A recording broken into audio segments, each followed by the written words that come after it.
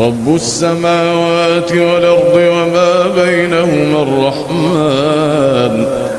رب السماوات والأرض وما بينهما الرحمن لا يملكون منه خطابا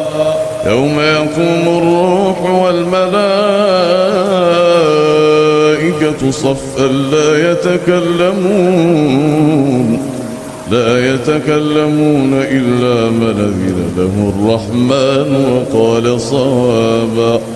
ذلك اليوم الحق فمن شاء اتخذ إلى ربه مآبا